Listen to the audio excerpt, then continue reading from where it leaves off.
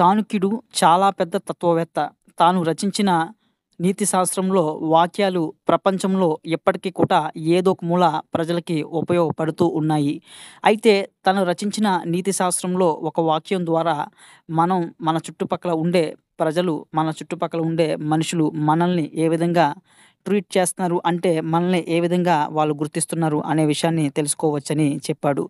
అయితే ముఖ్యంగా భార్య భర్తను కటిక పేదరికంలో ఉన్నప్పుడు ఏ విధంగా చూస్తుంది?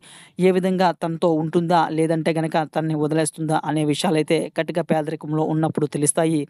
ఆ టైంలో భర్త గురించి ఎలాంటి కేర్ తీసుకుంటుంది అనేది కనిపెట్టవచ్చు అని చాణక్యుడు చెప్తున్నాడు.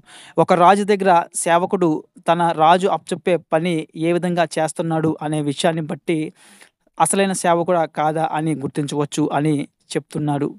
ఇక బంధువులు కూడా ఒక కుటుంబం కష్టాల్లో ఉన్నప్పుడు ఆ కుటుంబాన్ని ఆదుకుంటున్నారా? లేదంటే గనక దూరంగా వెళ్తున్నారా?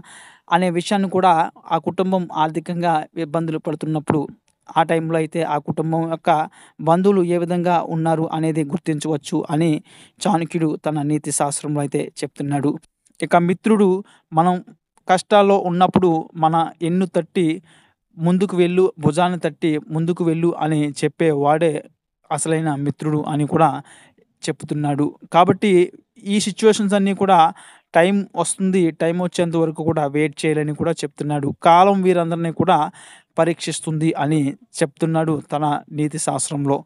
కాబట్టి ఇతరులు ఎలా ఉంటారు? అసలైన మనుషులు ఎవరు? అసలైన బంధువులు ఎవరు? అసలైన భార్య ఎవరు? అసలైన మిత్రుడు ఎవరు? అనే విషయాలైతే చాణక్యుడు తన నీతి శాస్త్రంలో తన వాక్యాల ద్వారా పొందుపరిచాడు.